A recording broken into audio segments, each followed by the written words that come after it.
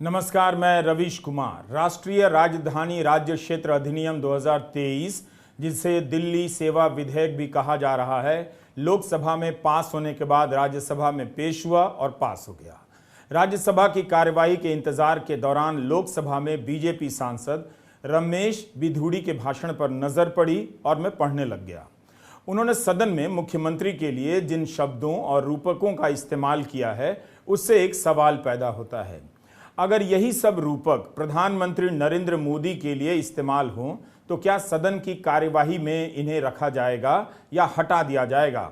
इस प्रश्न का जवाब आप चलते चलते नहीं दे सकते हैं। भाजपा सांसद रमेश बिधूड़ी कहते हैं कि यह बिल दिल्ली में पिछले 8 वर्षों से हो रहे अधर्मी सरकार के अधर्म को समाप्त करने के लिए लाया गया है। गजब की यह पंक्ति है। क्या केवल 8 साल की सरकार को बांधने के चक्कर में पूरा संघीय ढांचा बदला गया? क्या बिधूड़ी यह स्वीकार कर रहे हैं कि उन्हें समस्या सरकार से है, उस पार्टी से है जो उस सरकार में है? बिधूड़ी के भाषण में एक और बात नोट करने लायक है। उन्होंने दिल्ली की सरकार को अधर्मी कहा है। यह विधेयक अधर्म को समाप्त करने के लिए लाया गया। इसके बाद भाजपा सांसद अपने भाषण में दिल्ली के मुख्यमंत्री अरविंद केजरीवाल की तुलना दुर्योधन से करते हैं। यही नहीं, सांसद महोदय एक मुख्यमंत्री की मानसिकता से लेकर शारीरिक बनावट पर टिप्पणी करते हैं, चाहे इशारे में किया या साफ साफ किया। मगर जब आप किसी को बौना कहते हैं तो यह उचित नहीं है। रंग रूप और कदकाठी का हवाला देकर किसी का भी मजाक उड़ाना ठीक नहीं है, वो भी संसद में। बिधूड़ी के ही ये शब्द हैं जो मैं पढ़ रहा हूं। सभापति जी, महाभारत में एक चरित्र था जिसका नाम था दुर्योधन। आज दुख है कि दिल्ली राज्य में भी उसी चरित्र का, उसी नकारात्मक मानसिकता का एक व्यक्ति इस दिल्ली में दुर्योधन के रूप में बैठा हुआ है। फर्क इतना है कि वह दुर्योधन लंबा चौड़ा था या दुर्योधन थोड़ा बौना है। दूसरा, उसके पास शकुनी था और इस बौने दुर्योधन के पास बहुत भ्रष्टाचारी, परिवारवादी, सनातनी विरोधी ऐसे गठबंधन के लोग साथ लग गए हैं। जब छलिया, अहंकारी, भ्रष्ट, कायर जनप्रतिनिधि सत्ता में बैठ जाते हैं, तब जनसेवा में लगे व्यवस्था पक्ष को संरक्षित करना अति आवश्यक हो जाता है। असंसदीय शब्दों की सूची देख रहा था। उनमें जुमलाजीवी है, चोर, जयचंद, नकारा तक है। आप इनका इस्तेमाल नहीं कर सकते। जब नकारा का इस्तेमाल नहीं कर सकते तो कायर का कैसे कर सकते? जुमलाजीवी असंसदीय शब्दों की सूची में डाला गया है। जाहिर है प्रधानमंत्री मोदी के खिलाफ इसका इस्तेमाल होता रहा है। 2014 के पहले तो यह शब्द था ही नहीं। यह शब्द तब आया जब प्रधानमंत्री नरेंद्र मोदी ने किसान आंदोलन को आंदोलनजीवी कहा।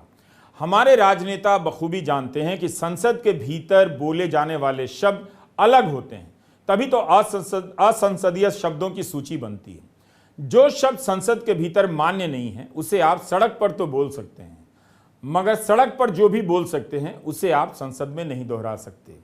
क्या किसी मुख्यमंत्री को संसद के भीतर औपचारिक भाषण में बौना दुर्योधन कहना उचित है? दुर्योधन कोई महान नहीं था कि उसकी तुलना में अरविंद केजरीवाल को बौना कहा जा रहा है।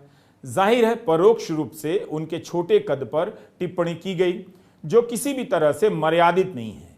यही ने मुख्यमंत्री का विरोध करने के साथ साथ भाजपा सांसद रमेश बिधूड़ी सरकार को अधर्मी कहते हैं, विपक्ष के गठबंधन को सनातनी विरोधी कहते हैं। यह एक नया क्वालिफिकेशन है विपक्ष के विरोध का, वह भी संसद के भीतर। देखते देखते भाषा कितनी बदल गई है। जो मुख्यमंत्री चुनाव जीतने के बाद हनुमान मंदिर जाते हैं, दिवाली के समय गणेश लक्ष्मी पूजन करते हैं, उन्हें भी सदन के भीतर सनातनी विरोधी कहा जा रहा है।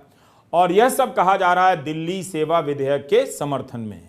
भाजपा सांसद रमेश बिधूड़ी के भाषण की कॉपी लेकर आप भी पढ़िए। हमने लोकसभा की वेबसाइट से ली है। मुख्यमंत्री केजरीवाल को बौना, दुर्योधन, सनातनी विरोधी ही नहीं कहा गया, छलिया, अहंकारी, भ्रष्ट और कायर भी कहा गया। किसी नेता को कायर कहना संसदीय शब्द है या असंसदीय, यह तो स्पीकर ही बता सकते हैं। बात विधेयक की हो रही है, कानून की हो रही है।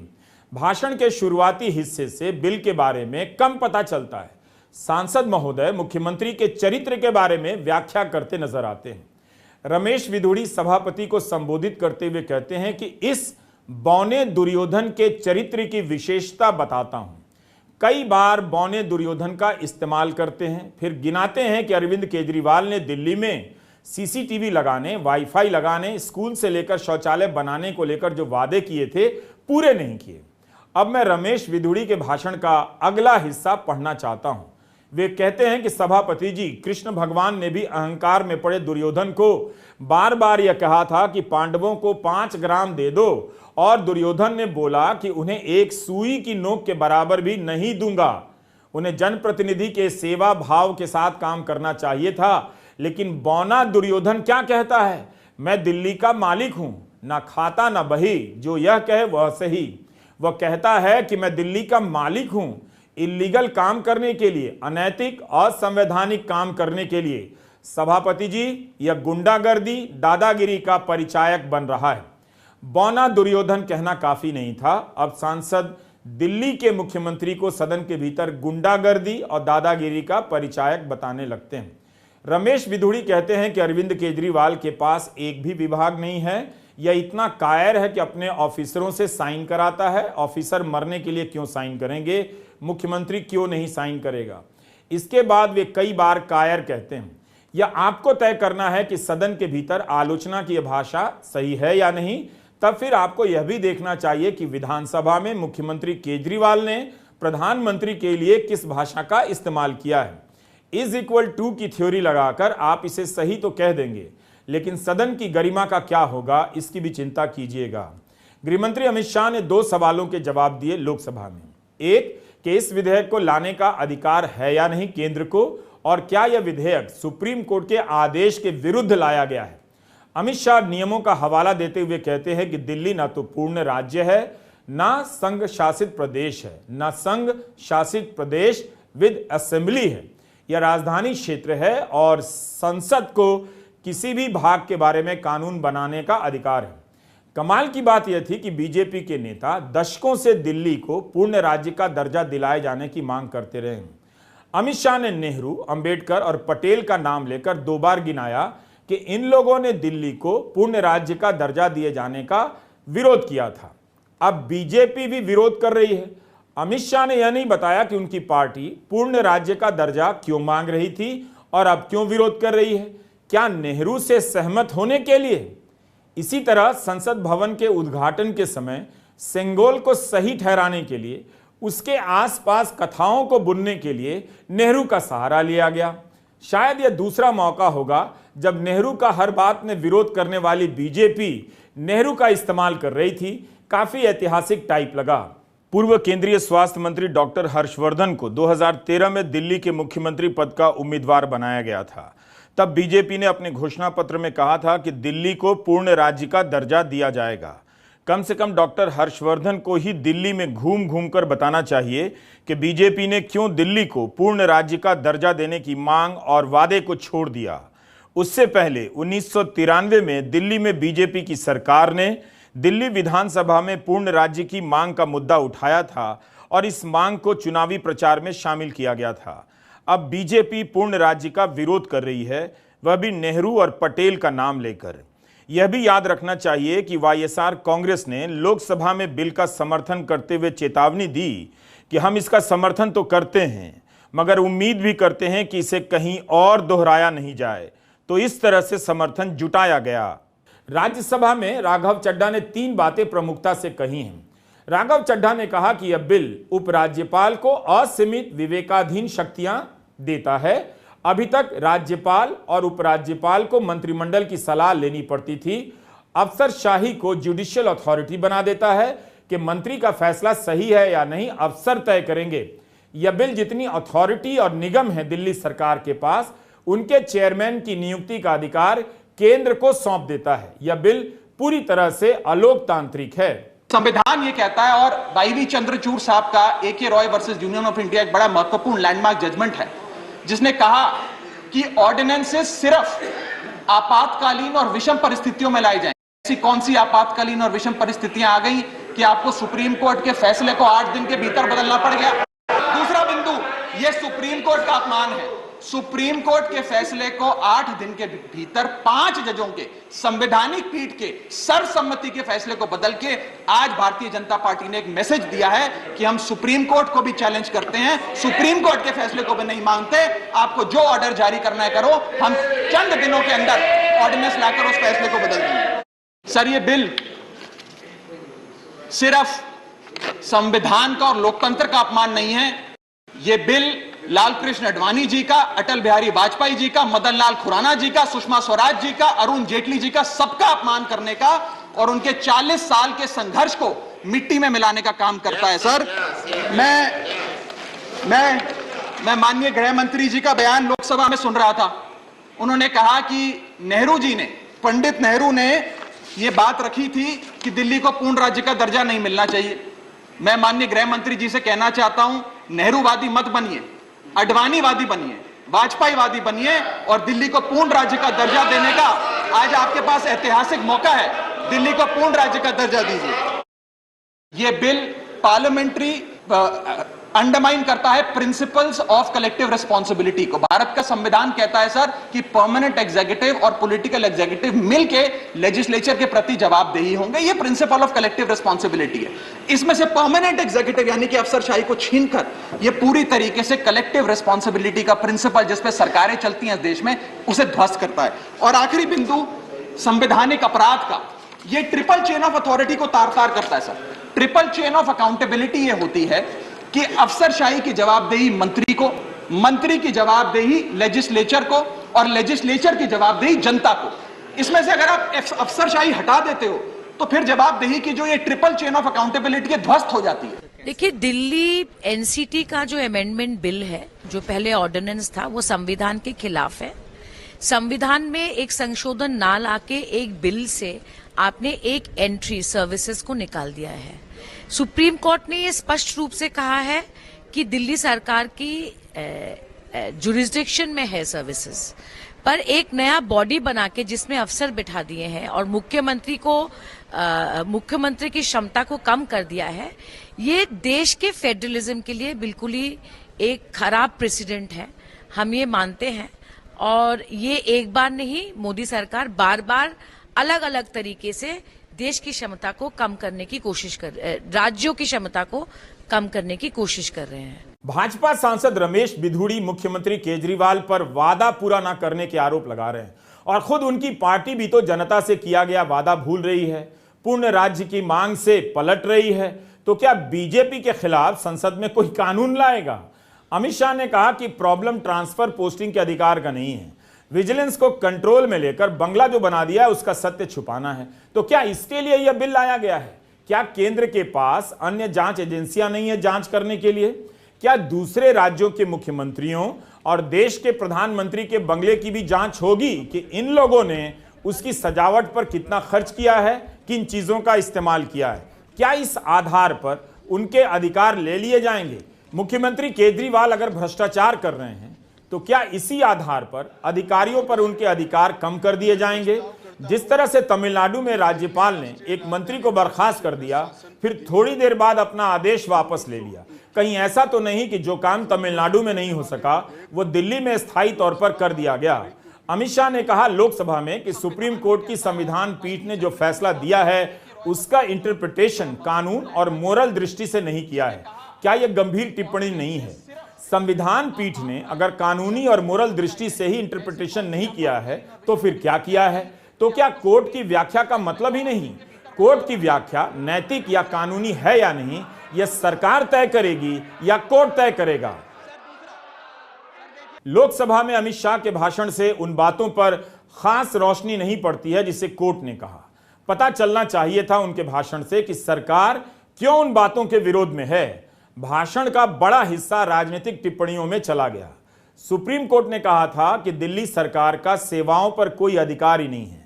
आर्टिकल 239A दिल्ली में विधानसभा की परिकल्पना करता है जिसका यहां के मतदाता चुनाव करते हैं। इस आर्टिकल की व्याख्या लोकतंत्र में प्रतिनिधि की कल्पना के अनुसार ही की जानी चाहिए। सुप्रीम कोर्ट ने कहा है कि अन्य राज्यों की तरह दिल्ली सरकार भी चुनी हुई सरकार है। अगर इसके अधिकार क्षेत्र में केंद्र सरकार के अधिकारों का विस्तार होता है तो यह संवैधानिक ढांचे के खिलाफ होगा। अगर प्रशासनिक सेवाओं को कार्यपालिका और विधायिका से अलग कर देंगे तब मंत्रियों का अधिकारियों पर कोई नियंत्रण नहीं रहेगा जिन्हें कार्यपालिका के फैसले को लागू करना है। अगर अधिकारी मंत्रियों की सुनना बंद कर देंगे तो सामूहिक उत्तरदायित्व के सिद्धांत का उल्लंघन होगा। चीफ जस्टिस डीवाई चंद्रचूड़ ने कहा था कि अगर लोकतांत्रिक रूप से चुनी हुई सरकार को अफसरों पर अधिकार नहीं दिया जाएगा तो जवाबदेही का त्रिस्तरीय ढांचा बेकार हो जाएगा। गृहमंत्री अमित शाह ने भी रमेश बिधूड़ी की तरह केजरीवाल पर भ्रष्टाचार के आरोप लगाए। कहा कि विपक्ष अपनी एकता के लिए इन आरोपों की अनदेखी कर रहा है। उन्होंने अपने भाषण में यह नहीं कहा कि कौन से आरोप साबित हो गए हैं। अगर इन आरोपों के लिए यह विधेयक लाया गया है तो फिर बहुत ही कमजोर दलील है। महाराष्ट्र में एनसीपी पर प्रधानमंत्री नरेंद्र मोदी ने 70,000 करोड़ के घोटाले के आरोप लगाए। अजीत पवार के खिलाफ प्रवर्तन निदेशालय ईडी जांच कर रहा है, तब भी बीजेपी उन्हें अपने पाले में लाती है और उप मुख्यमंत्री बना देती है। यही नहीं, अमित शाह कहते हैं कि अजीत दादा ने अब सही जगह पर आए हैं वो, और मगर आने में देरी कर दी। तो क्या केजरीवाल के खिलाफ यह कानून इसलिए बनाया गया कि वे अमित शाह के तय किए हुए सही जगह पर नहीं आए हैं? सबसे पहले अजीत दादा उप मुख्यमंत्री बनने के बाद पहली बार आए हैं और मैं इनके साथ पहली बार मंच पर कार्यक्रम कर रहा हूं, तो मैं दादा को एक बात कहना चाहता हूं। दादा, बहुत समय के बाद आप सही जगह पर बैठे हो। यही जगह सही थी मगर बहुत देर कर दी आपने। केजरीवाल को बेड़ियां और पवार को रेवड़ियां, आरोप दोनों जगह एक ही हैं भ्रष्टाचार के, मगर अमित शाह का नजरिया दोनों के लिए अलग अलग है। इस बिल के विरोध में लोकसभा में जनता दल यूनाइटेड और मुंगेर से सांसद राजीव रंजन सिंह ललन का भाषण चर्चा में है। ललन सिंह ने पहली ही बात कही कि अमित शाह ने यह नहीं बताया कि इस देश में संविधान के प्रावधानों की व्याख्या करने का अधिकार माननीय सर्वोच्च न्यायालय को है। ललन सिंह ने कहा कि अमित शाह ने पूरा जजमेंट नहीं पढ़ा है। 11 मई को सुप्रीम कोर्ट का फैसला आता है, 19 मई को कोर्ट बंद होता है और उस दिन केंद्र सरकार अध्यादेश लाती है। जब केंद्र सरकार ने रिव्यू पिटीशन फाइल किया है तब अध्यादेश क्यों लाती है? क्या इसी तरीके से लोकतंत्र चलेगा? पिछले दरवाजे से दिल्ली पर शासन करने की कोशिश की गई है। ललन सिंह ने ठोस चुनौती पेश की। कहा कि गृहमंत्री कहते हैं कि दिल्ली में जो सरकार है वह सेवा का काम नहीं कर रही है। आप कौन से काम की व्याख्या कर रहे हैं? आपने दिल्ली की एमसीडी सभी को मिलाकर एक एमसीडी किया। यह केंद्र सरकार के बारे में ललन सिंह कह रहे हैं कि सभी को मिलाकर एक एमसीडी किया, तो आपका क्या हश्र हुआ? आप दिल्ली की एमसीडी के चुनाव में भी हार गए, फिर भी आप बोलने से बाज नहीं आ रहे हैं। सुप्रीम कोर्ट ने आर्टिकल 239AA और 2018 के संविधान पीठ के फैसले के आलोक में कहा है कि उपराज्यपाल मंत्री परिषद की सलाह पर ही काम करेगा। हम मानते हैं कि कानून व्यवस्था, पुलिस और भूमि संबंधित मामलों को छोड़कर सेवाओं के ऊपर राष्ट्रीय राजधानी क्षेत्र दिल्ली NCTD का ही अधिकार है। उपराज्यपाल को मंत्री परिषद का निर्णय मानना होगा। राज्यसभा में विपक्ष की एकजुटता खूब देखी गई। कई विपक्षी दलों के सांसदों ने इस विधेयक को संघवाद पर हमला कहा। दिल्ली के मुद्दे पर विपक्ष कभी इस तरह से एकजुट नहीं रहा। अमित शाह ने अपने बिल के समर्थन में नेहरू अंबेडकर पटेल को कोट किया तो राजद सांसद मनोज झा ने उसे पकड़ा और कहा कि नेहरू के टाइम में सार्वजनिक क्षेत्रों पर कितना ध्यान दिया जाता था, आज बेचने पर ध्यान दिया जाता है। आज तो हकीकत बदल गई है। 1956 की दिल्ली और आज की दिल्ली में बहुत फर्क आ गया है। मनोज झा ने आम आदमी पार्टी की भी आलोचना की और कहा कि कश्मीर चल रहा था, आम आदमी पार्टी ने कोई और पोजीशन ले लिया। आज उनको समझ में आ रहा होगा कि क्यों उस वक्त वो पोजीशन लिया। आज मैं कह रहा हूं, कल को किसी राज्य के साथ होगा, हम आपके साथ होंगे। अगर अफसरशाही मंत्री के प्रति उत्तरदायी नहीं है तो क्या ये अराजकता को जन्म नहीं देगी? मनोज झा ने कहा कि राष्ट्रपति को भी विवेकाधीन शक्तियां नहीं हैं, उन्हें भी मंत्रिमंडल की सलाह पर चलना होता है। इस विधेयक में तो आत्मविहीन विवेकाधीन शक्तियां उपराज्यपाल को दी जा रही हैं। सीपीएम के विकास रंजन भट्टाचार्य ने कहा कि संविधान सभा में कहा गया था कि राज्यपाल सत्ता का एक और केंद्र नहीं हो सकता है। राज्यपाल को मंत्रिमंडल की सलाह पर फैसला लेना होगा। इस तरह लोकसभा और राज्यसभा में विपक्ष के नेताओं ने अपने भाषणों में तमाम आशंकाओं को पेश किया। सरकार के भाषणों में सुप्रीम कोर्ट की व्याख्या कहीं पीछे छूट गई। बस एक ही कमी रह गई है, उपराज्यपाल का नाम बदलकर मुख्यमंत्री नहीं किया गया है। अब कानून बन गया है, एक चुनी हुई सरकार अधिकारियों के तबादले नहीं कर सकती। एक मुख्यमंत्री के पास यह अधिकार होगा तो दिल्ली में कौन सा ऐसा संकट आ जाता जिससे केंद्र सरकार प्रभावित हो जाती। यह सब साफ नहीं हुआ। आप खुद भी लोकसभा और राज्यसभा की वेबसाइट पर जाकर सभी के भाषणों को पढ़िए, पढ़ना चाहिए। इस बिल के बाद दिल्ली की जनता जो भी सरकार चुनेगी उसका बॉस उपराज्यपाल होगा। एक तरह से दिल्ली की जनता एक ऐसी सरकार चुनेगी जो उपराज्यपाल के लिए काम करेगी। उपराज्यपाल को दिल्ली की सरकार मुबारक। आज अधिकारियों को दिल्ली की एक सरकार मिली है जो उनका तबादला तक नहीं कर सकती है। अधिकारियों को बॉस के रूप में एक उपराज्यपाल मिला है जो हो सकता है कि उनमें से ही किसी एक को बना दिया जाए। लोकतंत्र एक दिन में नहीं जाता है, जाते जाते जाता है। नमस्कार, मैं रवीश कुमार।